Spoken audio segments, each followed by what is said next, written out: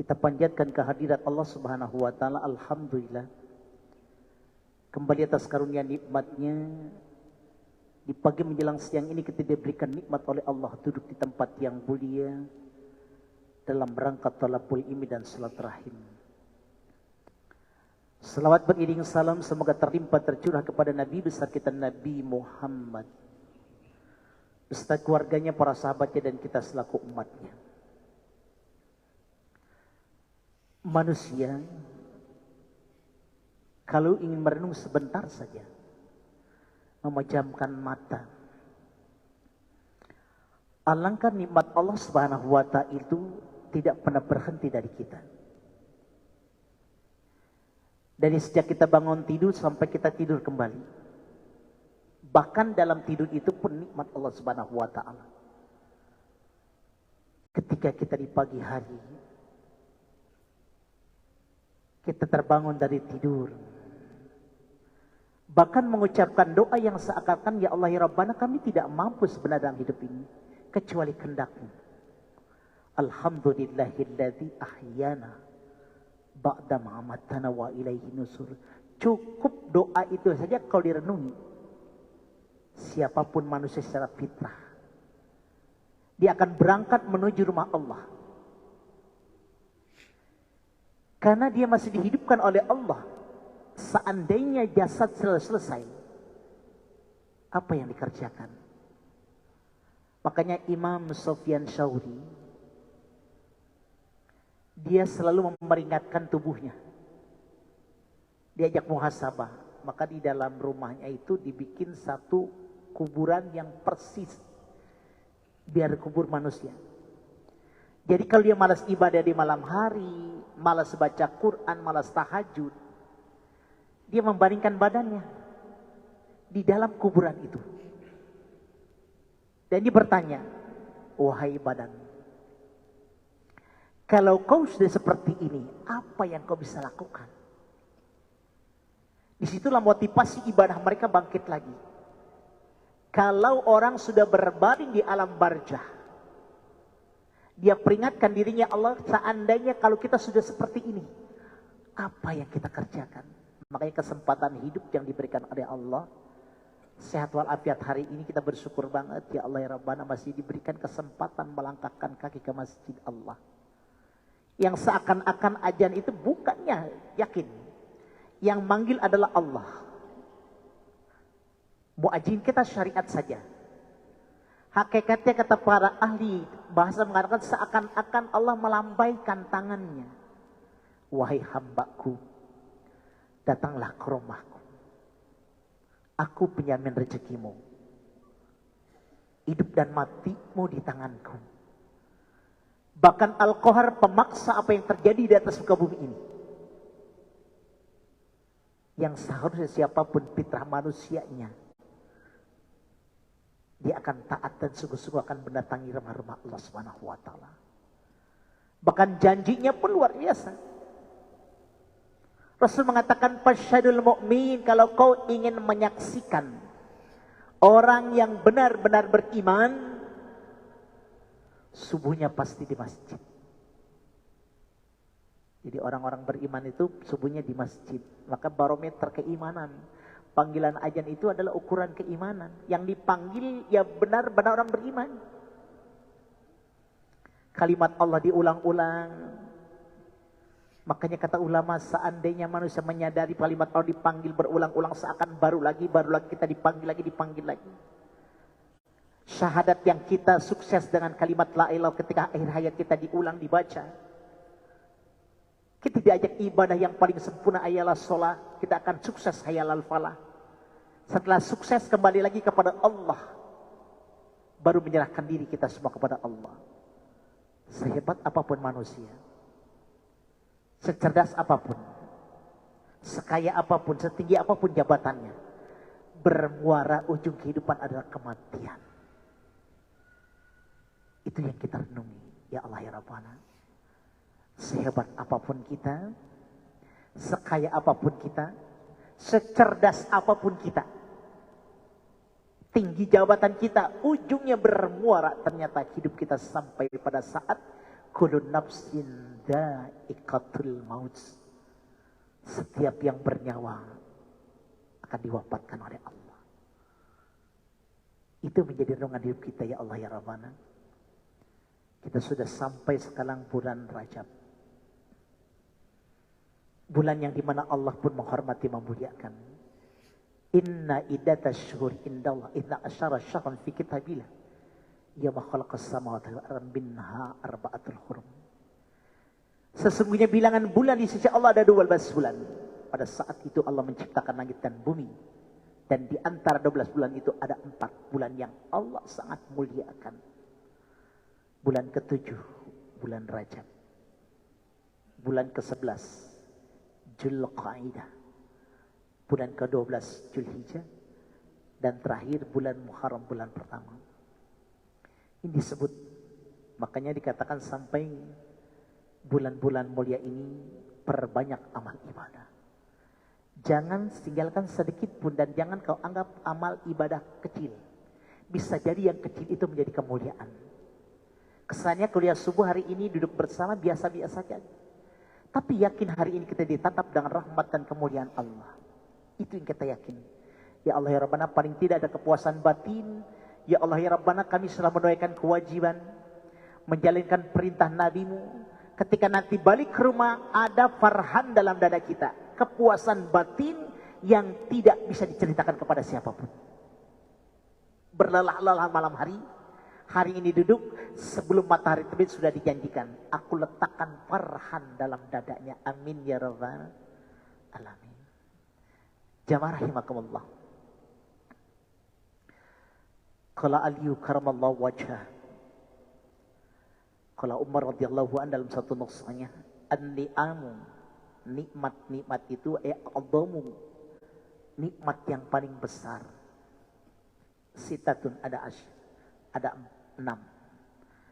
Pertama al-Islam, nikmat Islam.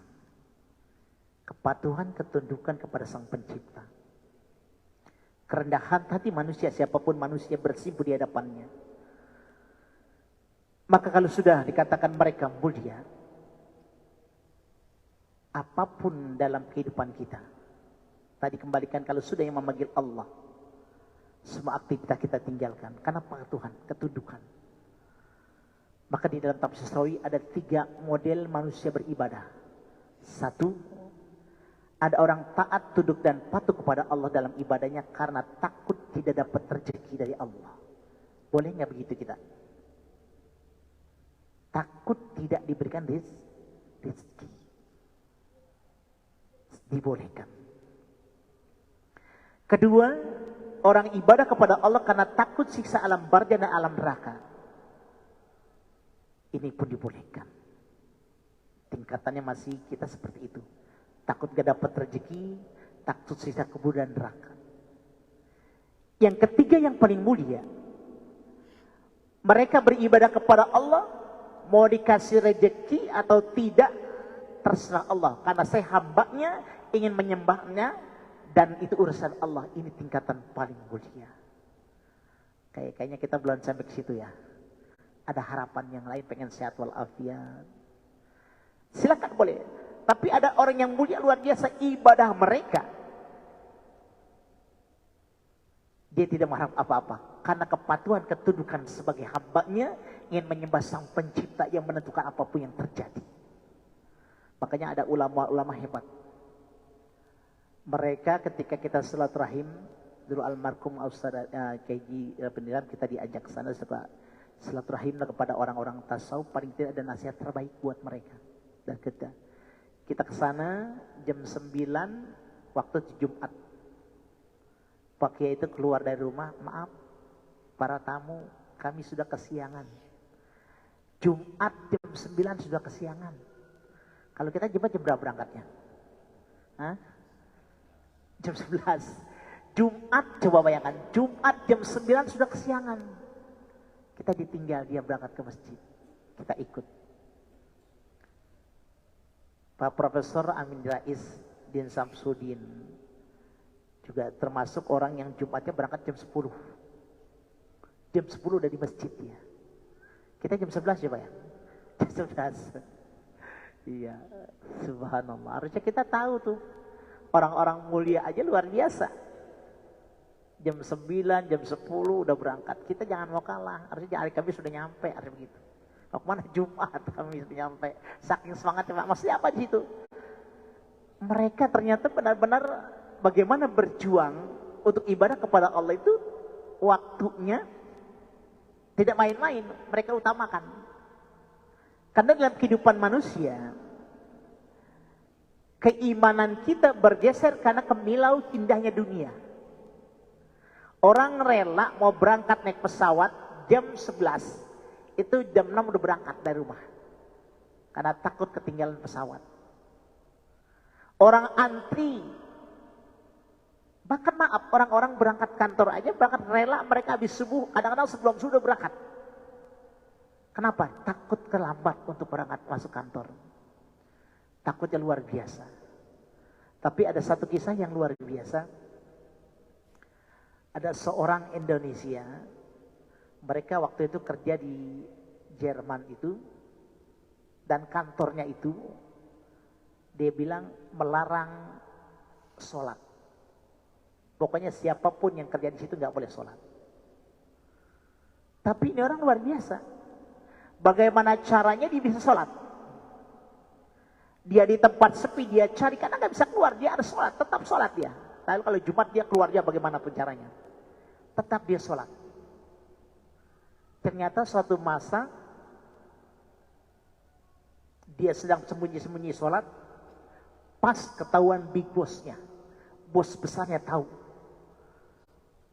Dia dipanggil dan pun kaget, dia siap.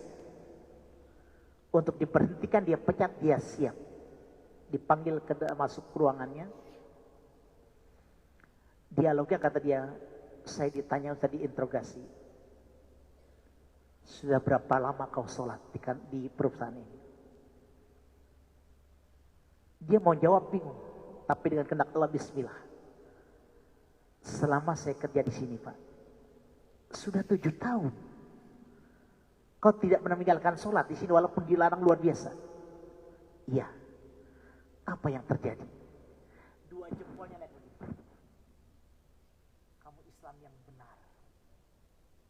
Sahabat-sahabat kamu ketika dilanggar sholat, kamu Islam yang benar. Sampai dalam kisah itu, dia sujud syukur dia ada marah. Padahal luar biasa, nggak boleh. Tapi jangan, kau Islam yang benar. Sampai dalam kisahnya dipindahkan ke perusahaan di Singapura. Mereka naik jabatan dengan perusahaan karena mereka sikoh ibadah kepada Allah, tidak takut kepada manusia, sampai bisa mengatakan kau Islam yang benar. Subhanallah.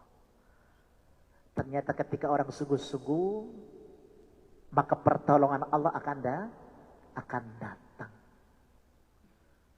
Kemarin juga ada kisah sahabat kita mau berangkat ke Makassar. Mereka karena tidak mau meninggalkan sholat, bagaimana berjamaah. Dia sudah masuk ruangan dan pesawat sudah siap berangkat. Dia izin, ibu, kami rombongan berlima ini mau sholat jamaah bisa enggak? Karena kalau kami sholat, kami sudah terlambat waktunya. Enggak bisa. Itu dilalanya, Ustaz kita lagi merenung, lagi berdoa kepada Allah, itu pilotnya turun. Pakaian seragam turun, ya di situ masuk. Wahai Bapak, ini pilot pesawat ini ya? Iya. Bisa gak kami sholat dulu Pak? Oh silakan. Ternyata disuruh sholat dulu, sedangkan orang sudah penuh berangkat. Itu pilotnya nungguin dia sholat. Coba bayangkan. Jadi kalau orang sungguh-sungguh, yakin pertolongan Allah dah. Coba bayangkan pilotnya ikut nungguin. Padahal maaf, dia bukan orang Islam. Nungguin sampai sholat selesai, berangkatnya bareng naik pesawatnya. Subhanallah. Ternyata pertolongan Allah itu ketika orang sungguh-sungguh pasti datang. Kadang-kadang kita kan ada takut duluan. Kalau dilarang seperti ini kerjaan. Ternyata luar biasa, yakin Allah yang dulu adalah Allah yang sekarang juga. Maksudnya apa? Ketika arah mereka untuk kepatuhan, ketundukan dalam Islam mereka, apapun yang terjadi, pasti ada jalannya. Waktu tragedi gempa bumi Flores, Kami pesantren Darut Tafsir mengutus utusan, ada 8 orang berangkat ke sana. Yang gempanya kan luar biasa di Pulau Lewat itu. Jadi kalau bumi terbelah itu keluar api. Itu di sana. Posisi pada satu dasar gempa kata dia. Dia berdakwah di sana. Itu posisi makanan dan minum kita sudah selesai, itu udah gak ada makanan. Tapi ada satu yang mungkin orang ini luar biasa. Dia di pinggir laut berdoa kepada Allah. Posisi kita sudah tidak ada makanan, Ustaz. Ya Allah ya Rabbana, alam begitu luas. Lautanmu kok begitu banyak ikan. Kami butuh makan hari ini ya Allah. Aku minta satu saja dari penduduk laut ini ikan keluar ya Allah. Ternyata beberapa lama doa nggak lama itu dia menyaksikan 7 orang itu mati. Ya Allah Ustaz subhanallah kami itu udah ikan berbondong-bondong ke pinggir. Ikan nyamperin dan apa? Karena dia minta satu diambil satu. Yang lain disuruh pergi lagi. Ini terjadi. Subhanallah. Posisi gempa dahsyat, mereka tidak ada makanan di pinggir laut, berdoa di hadapan Allah Subhanahu wa taala, minta penduduk makhluk yang di laut keluar ya Allah, kami ingin makan ya Allah. Dikirim banyak tapi diminta satu diambil satu, itu yang besar. Itu terjadi dan saksi hidupnya masih pada ada. Subhanallah. Jadi memang kalau kepatuhan ketundukan sungguh-sungguh, jalan keluar hidup itu pasti ada. Maka dihilingi dengan istighfar. Apalagi ini dikatakan bulan Rajab ini bulan istighfar. Istaghfiru rabbakum innahu kana ghaffara. Jelas. Orang beristighfar pasti dosa-dosanya berkurang. Man ladzima istighfar. Barang siapa yang melazimkan istighfar, ja'al min kulli dhikin makhraja. Allah akan berikan jalan keluar dari segala masalah apa yang terjadi. Karena maaf, manusia sandarannya la haula wala quwata illa billah. Kita tidak mampu berbuat apa-apa. Yang bisa menyelesaikan dalam kehidupan kita ya Allah. Tidak ada kekuatan kepada Allah kecuali ketaatan kepada Allah, kecuali Allah yang mentaatkan kita. Ini bukan karena kehebatan ilmu kita ya Allah. Allah masih sayang sama kita. Tidak kita bisa menghilangkan maksiat. Bukan kata nggak mampu. Kita dijaga oleh Allah Subhanahu wa taala, masih bersyukur ya Allah ya Rabbana. Maka sandarkanlah Allah wala quwata illa billah. Ketika orang istighfar, jalan keluar hidup itu pasti apapun masalahnya. Sampai diangkat kemuliaan. Barang siapa mereka memperbaiki ibadah sholatnya, maka aku perbaiki hidupnya. Coba bayangkan. Barang siapa yang memperbaiki ibadah sholatnya, maka aku perbaiki hidupnya. Itu Allah yang berbicara. Mungkin dalam perjalanan hidup, ya Allah ya Rabbana, kenapa kami begini. Mungkin kita belum memperbaiki ibadah kita. Karena janji Allah pasti tidak ada kedustaan dalam ayat-ayat Allah. Itu yang kita perenungi. Makanya tinggal memperbaiki hidup. Wa min hamin faraja, dalam kesedihan Allah berikan gembira. Manusia ya suatu saat tidak selamanya tersenyum, suatu saat akan bersedih, tidak selamanya tertawa, suatu saat akan meneteskan air mata. Dunia ini berputar. Yang itu kita perenungi. Tidak selamanya mereka ada di atas, suatu saat kita akan dirundahkan. Pada saat digiringan kesulitan, kesusahan, inginnya Allah pada saat orang berjumpa dengannya dalam keadaan susah. Syariatnya diberikan penyakit, terus berobat. Pada saat detik-detik kematian memang lagi sulit. Itu fitrah manusia.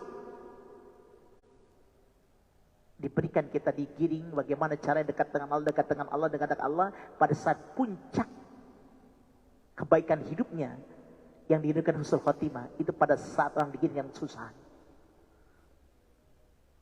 Suatu saat kita akan berjumpa dengan itu. Makanya dengan Islam bersyukur banget ya Allah ya Rabbana. Ada balasan wa yarzuqu min haylatasib, pasti. Siapapun manusia akan diberikan rezeki yang tidak disangka-sangka ketika dia taat sungguh-sungguh. Jadi banyak kisah dalam kehidupan, makanya dunia ini sekolahan terbesar. Yang kita lihat, yang kita dengar menjadi kebijakan kita berbuat. Semakin arif dan bijaksana, semakin khusyuk dalam ibadah. Pada saat puncak kenikmatan hidup kita ibadah sungguh-sungguh, kita wafat, itu yang kita rindukan. Makanya orang-orang hebat yang secara kasat mata kita ibadahnya luar biasa. Maunah pertolongan Allah pasti ada. Ada satu kisah. Salah satunya murid Buya Turtusi. Pada saat itu merindukan dia ingin punya rumah. Ketika menghadap Buya, Buya saya sudah berkeluarga tapi belum punya rumah. Kata Buya, kamu punya uang berapa? Saya sudah kumpulkan hanya 25 juta Buya. Bawa kemari uang kamu. Itu uangnya dikasih Buya. Apa yang terjadi? Itu uangnya ditutup oleh kain putih. Ini uang bawa. Taruh di bawah. Setiap kau belanja jangan dilihat-lihat, ambil aja. Dan saksi hidupnya masih ada orangnya. Itu uang diambil ke belanja. Dia belanja material apa bangunan diambil. Tapi dalam kisahnya sampai rumahnya jadi. Itu duit itu utuh. Sampai Buya panggil lagi, ada duitnya, masih ada Buya. Buya tersenyum. Apa dibilang? Dekati Allah. Yang tidak mungkin akan pasti mungkin terjadi. Yang secara akal manusia tidak mungkin pasti terjadi kalau kau dekat dengan Allah. Dan sejak itu dia sujud syukur, ya Allah ya Rabbana. Karuniamu, kebaikanmu, rahmatmu, kebijakanmu, apapun semua tidak bisa disebutkan. Ya Allah amat sangat banyak. Ternyata kadang kita tidak sadar. Semua yang diberikan oleh Allah itu ternyata berlimpah. Sampai kita sering dikasih wasiat. La taqnatu min rahmatillah, jangan putus dari rahmat Allah. Dosa kita setinggi gunung, ampunan Allah seluas langit. Itu jadi renungan kita. Ya Allah ya Rabbana. Ternyata Sang Pencipta ini sangat sayang kepada hamba-Nya. Cuma kita tidak sadar kesayangan Allah luar biasa. Makanya pantaslah kita bersujud bersibuk di hadapannya. Pertama, nikmat yang paling besar, yang paling kita rindukan adalah karena kita masih Islam. Amin ya Rabbal. Dicampur dengan keimanan yang kuat. Tauhid kita yakin. Wa khalaqahu, Allah yang menciptakan kita. Allah yang menghidupkan kita. Allah yang mematikan kita. Bahkan warazaqahu, Allah yang memberikan rezeki kepada kita. Itu renungan buat kita. Ya Allah ya Rabbana, pantas kami ingin bersibuk di dalam padamu sungguh-sungguh ya Allah. Itu yang membuat kita merindukan bagaimana cara ibadah yang terbaik. Beribadah berjamaah jangan ditinggalkan. Yang kedua, nikmat yang paling kita rindukan yang terbesar dalam an-ni'amu. Wal Qur'an, Al-Qur'an. Yang ini seharusnya siapapun manusianya, hamba yang secara fitrah. Yang seharusnya membaca kitab ini, ada satu Profesor Dr. Amin Suma. Kita pernah lihat kehidupan mereka luar biasa. Seorang profesor yang tidak punya kendaraan, mobil nggak punya dia. Kemana-mana dia naik taksi, naik angkot. Anaknya 13. Sampai anaknya sukses semua. Ahli ibadah, mereka ahli pendidikan juga. Apa sih amalannya? Ternyata luar biasa. Amalan beliau itu, ketika setiap masuk ke rumah, dia wudhu baca Quran. Setiap masuk ke rumah. Dia pergi berangkat pulang wudhu dia baca Quran. Pergi berangkat pulang wudhu baca Quran. Setiap masuk ke rumah dia baca Quran. Bahkan dia tidak pernah meninggalkan membaca Al-Ikhlas 3 kali ketika masuk ke rumah. Sudah jelas. Ketika orang baca surah Al-Ikhlas masuk ke rumah berarti sudah hatam Quran. Coba bayangkan berapa balik kita ketika membaca Quran kita masuk. Dan luar biasa di dalamnya baca Quran setiap saat pulang ke rumah. Itu dia ambil wudhu dan baca Quran sebelum aktivitas yang lain. Subhanallah, kita ada seorang profesor yang tidak punya kendaraan. Tapi anak-anak yang sukses semua dalam agamanya. Penghafal Quran pun banyak. Berarti secara akal harusnya kita bisa. Sebatas wudhu kita baca Quran semua. Walaupun kata dia, Ustaz jangan banyak. Yang penting istiqomah. 1 kaca kita baca. Setiap masuk. Setiap masuk rumah dia wudhu baca Quran, wudhu baca Quran. Itu yang dilakukan sampai dia sukses dengan anak-anak mereka, bahkan solih dan solihah semua. Bukannya yang bermewah-mewah, bukan. Ternyata ada amalan yang aneh. Makanya kata Kiai Mubasir, Buya Mubasir, carilah amalan yang aneh di dunia ini yang orang tidak amalin. Ya, ternyata luar biasa. Kayaknya bisa kita ya. Cuman kadang-kadang kita kurang dapat ilmu, kurang dari masukan ya. Setiap masuk ke rumah, wudhu, baca Quran. Wudhu. Ternyata rumahnya diberkahi, anak-anak yang sukses semua dalam agamanya. Dunianya pun tapi agamanya luar biasa. Bahkan cucu-cucu mereka penghafal Quran. Buah dari ibadah seorang ayah yang sungguh-sungguh. Makanya maaf. Kenapa anak itu bisa berhasil? Karena ayahnya ibadahnya luar biasa. Saya ketemu orang paling kaya di Banten. Orangnya juga dermawan. Ketika kita bermalam di rumahnya, itu jam 2 malam, sudah seorang ibu, seorang nenek lagi berdoa, lagi menangis. Ternyata kita lihat subhanallah orang tuanya jam 2 sudah menangis di dalam mushola, berdoa untuk anaknya. Subhanallah. Jadi kalau kita mau sukses, kitanya harus sukses dulu ibadah kita. Ternyata orang-orang yang sukses karena emang orang tuanya luar biasa ibadahnya. Jadi Quran jangan ditinggalkan. Dimanapun kita yakin, kan sudah jelas. Ya'ti yaumal qiyamah. Akan datang di hari kiamat menjadi penolong kita. Quran akan menjadi penolong kita. Bahkan pernah satu ulama mengatakan penghafal Quran. Kita emang harus ada niat penghafal Quran. Kita hafal walaupun sehayat satu hari. Walaupun perjalanan hidup kita tidak sampai hafal Quran. Kita sudah wafat. Maka diponis orang itu mengatakan sudah hafal Quran. Apa pengertiannya? Nanti ketika masuk alam barzah, sebelum malaikat munkar dan nakir datang, akan datang malaikat rahmat mengajarkan Quran sampai kita hafal Quran. Ketika datang dengan sinar luar biasa, tersenyum, ya Allah Rabbana, ini ahlullah, ini keluarga Allah, siapa hafal Quran? Merinding kita kalau dengar ulama itu mengatakan, ya Allah. Orang yang ingin menghafal Quran walaupun sayat-sayat, dia wafat sebelum waktunya hafal Quran. Di alam barzah sebelum berjumpa dengan malaikat munkar dan nakir, mereka sudah diajarkan menghafal Quran sampai berjumpa, dia sudah hafal Quran. Ini juluki amal cerdas. Amal cerdas. Makanya Al-Quran itu jadi tameng. Tapi kan sekarang luar biasa. Kalau kita mengingat nikmat Allah Subhanahu wa Ta'ala, kita banyak lalai. Kita lebih banyak menatap HP kita daripada menatap Al-Quran. Makanya pesannya, ya khudil kitab bikuah. Pengennya anak-anak kita ini ahli Quran, megang Quran, senang Quran. Sampai sekarang maaf, penelitian yang terjadi dalam masyarakat, kata Kak Seto mengatakan anak umur 2 tahun saja, subhanallah, main HP-nya nggak berhenti-berhenti. Kenapa? Penelitian ahli hikmah, karena orang sekarang sudah tidak peduli dengan ulama. Kalau dulu, orang tua itu ketika hamil besar, dia sudah cari ulama. Bagaimana anaknya dapat dari ulama. Itu yang membuat orang itu cinta Al-Quran. Lalu sekarang maaf, ibu-ibu muda, bapak muda, ketika hamil sebagai lahir, udah tahu mau lahir, dia cari nama-nama baik di Google. Bener. Akhirnya pantas saja anaknya senang apa, orang namanya dari Google. Itu yang terjadi sekarang.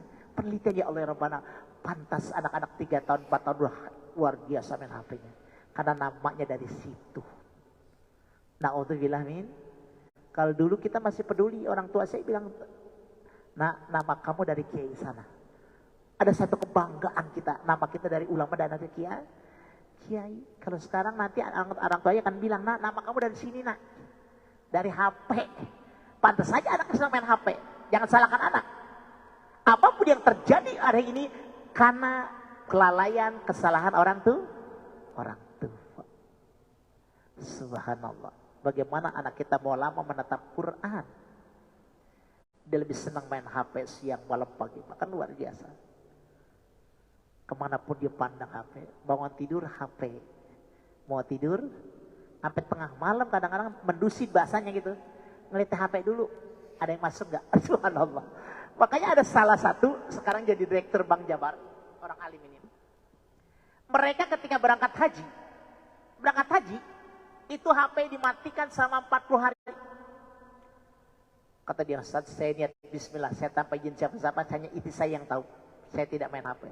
Itu pas dibuka pulang haji di rumah, Masya Allah, cacian, makian daripada sahabat-sahabat mereka. Bahkan kelentaian mereka. Oh Ustaz, kalau dibuka ribuan katanya. Yang mencaci, yang memaki saya katanya. Nikmat saya ibadah haji. Lah kadang-kadang nggak begitu haji ya. Depan Ka'bah. Ada foto depan Ka'bah. Umroh aja kita lihat di Ka'bah. Sampai rela, maaf ya, orang berangkat haji lagi ngelontar, itu di videoin. Nah kalau begitu apa tujuannya? Makanya Buya Tursi sempat Buya Tursi marah. Kenapa Indonesia tidak diberikan kesempatan haji sama 2 tahun ya? 2 tahun ya? 3 tahun, 2 tahun. Karena apa? Niat mereka di sana bukan beribadah, Allah marah. Bukan karena siapa-siapa. Karena di sana banyakkan selfie depan Ka'bah, selfie pada umrah, pada saat wukuf, filmin semua. Itu sebenarnya katanya. Kalau kita kaji, katanya begitu waktu dia masih hidup. Bukan karena siapa-siapa, bukan karena ekonomi, karena Allah marah. Karena di sana banyak orang Indonesia ketika haji dan umrah mereka selfie depan Ka'bah. Itu yang jadi renungan kita. Ini seorang direktur itu dimatikan HP-nya luar biasa karena dia niatnya ibadah. Pas pulang dibukanya subhanallah, subhanallah, subhanallah. Setelah dijelasin, semua direksi mereka, semua bawahan mereka paham. Ternyata Pak Direktur ini ibadah yang pengen sungguh-sungguh ibadah. Tidak mau dengan dunia, maka sudah ucapkan luar biasa. Seorang pemain bola, main bola. Kalau udah masuk lapangan, main HP enggak? Hah? Enggak boleh ya? Ya, jadi masalah apa? Apakah muliaan lapangan bola apa mesin? Itu jadi masalah. Ya, pemain bola kan gitu, enggak ada. Bahkan ada satu kisah dulu pernah sempat viral, Imam Sudes menangis tersenduh-senduh sampai suaranya terdengar nangis dia. Kenapa dibilang? Aku di rumahku tidak pernah dengar musik. Ketika aku jadi imam di rumah paling mulia di Mekah, di depan, maka terdengar musik, itu dia menangis tersenduh-senduh. Menangisnya luar biasa. Sampai jamaah itu tertunduk semua, ya Allah ya Rabbana. Makanya tadi kembalikan bahwa ya anak-anak kita dekatkan Al-Quran. Kenalkan Al-Quran dari sejak dini, bahkan kenali ulama biar mereka cinta dengan Al-Quran. Yang selama ini mereka mendekati kelahiran, makanya pendidikan itu kan ada 2. Ada tarbiyah qoblal wiladah, ada tarbiyah ba'dal wiladah. Yang orang kurang perhatikan, tarbiyah qoblal wiladah, pendidikan sebelum kelahiran. Maknanya panjang. Kita sejak kita mau nikah ketemunya di mana? Dengan siapa? Syariat tidak, pernikahannya syariat tidak, apa pestanya, itu berkaitan semua. Kadang-kadang kita sedih Pak ya. Ada di masyarakat nikah di dalam masjid. Tapi dua-duanya dikerudungin. Pernah lihat nggak? Laki perempuan. Itu kan persis orang Nasrani dan orang India. Tapi herannya itu pemimpin KUA-nya nggak bilang apa-apa. Makanya ada satu tempat sampai bilang, pernah saya ketemu, maaf ya ibu, anaknya tolong jangan di sini dulu. Kita mau nikah dulu, kalau selesai berdatangkan. Itu dikerudungin berdua. Kan mirip Nasrani sama India ya. Padahal di dalam masjid. Subhanallah. Makanya seorang ahli ilmu, ya petugas KUA-nya, saksinya berperan. Ya dia menyaksikan pernikahan, bertanggung jawab dunia akhirat. Karena yang mengesahkan pernikahan itu saksi, bukan orang KUA, saksi. Mereka benar pernikahan seperti itu, dikurungan berdua, disaksikan perempuan laki-laki berdua di situ, belum muhrimnya. Secara hakikat sah nggak pernikahannya? Bagaimana nanti keturunan mereka? Itu yang perlu dilihat. Ternyata dalam perlunya, maka kul haq wal kanamuron. Katakan yang benar walaupun pahit, itu harus. Karena pintu gerbang mereka menjadi tarbiyah qoblal wilada, itu dari pernikahan sudah kelihatan. Orang bangga hingar-bingar pesta luar biasa. Pernah saya ketemu ulama, jadi dia ternyata diundang orang hajat dengan pesta-pesta dangdut luar biasa lah gitu. Dia sudah masuk pulang lagi.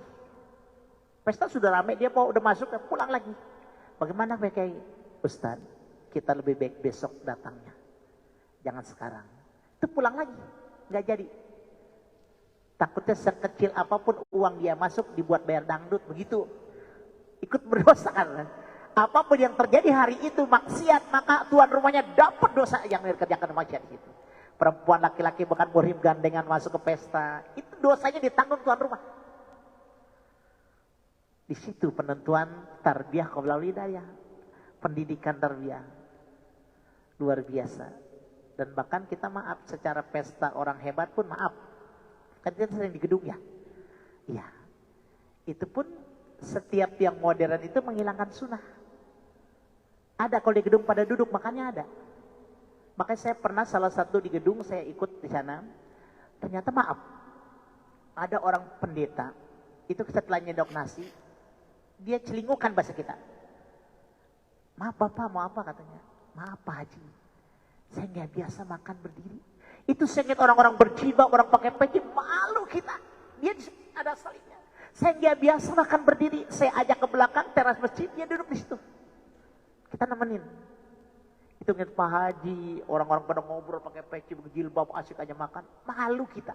Dia nggak biasa makan berdiri, coba.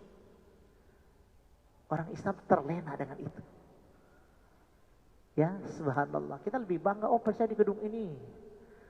Ya kalau di gedung kan luar biasa, makan dan minum berdiri ya. Tangan kiri kanan main lagi luar biasa.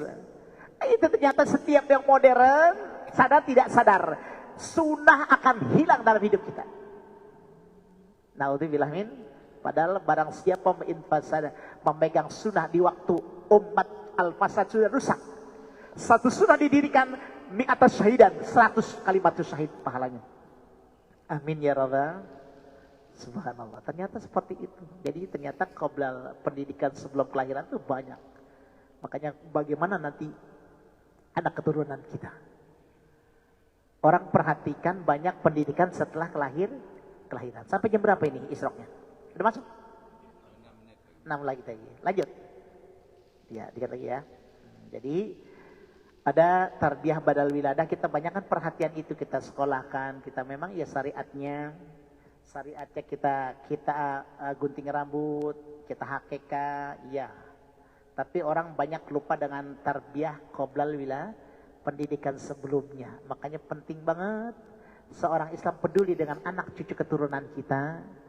Ajarkan anak-anak kita bagaimana caranya mereka mengerti Islam yang sebenarnya, sehingga pada saat akhirnya dia sukses dunia akhirat. Amin ya rabbal alamin. Jadi nikmat yang kedua adalah Quran. Jangan tinggalkan Al-Quran dimanapun berada. Ini jadi motivasi kita, pelajaran kita. Ya Allah ya Rabbana, seorang profesor saja mereka sukses mendidik anak. Kenapa? Setiap masuk rumah dia wudhu, dia baca Quran. Maksudnya wudhu baca Quran. Kayaknya secara akal kita bisa mampu begitu. Cuman kita belum dapat ilmu itu. Dan saya ambil pelajaran ya Allah ya Rabbana.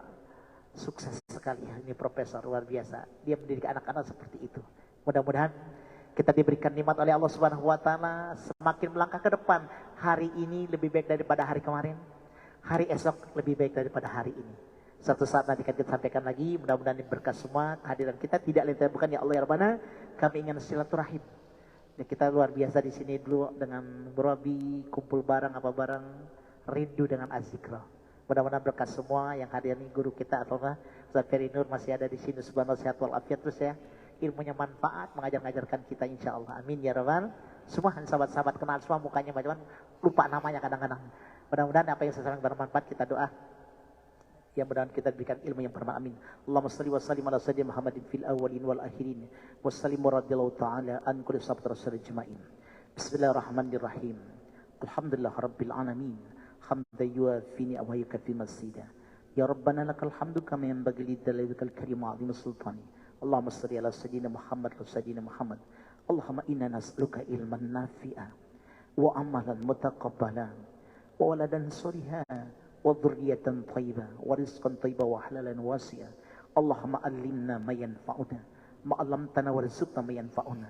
Allahumma barik lana fi ilmina wa umrina wa ahlina wa kasbina wa auladana wa dhurriyyatina mal abram. Allahumma barik lana fi razaba وصعبنا وبلغنا ربنا وحصل مقاصدنا رب اغفر لنا ولوالدي وارحمهما كما ربنا الصغار ولجميع المسلمين والمسلمات والمؤمنين والمؤمنات الأحياء منهم والأموات إنك على كل شيء قدير ربنا آتنا في الدنيا حسنة وفي الآخرة حسنة وقنا عذاب النار والحمد لله رب العالمين سبحانك اللهم وبحمدك أشهد أن لا إله إلا أنت أستغفرك وأتوب إليك السلام عليكم ورحمة الله wabarakatuh.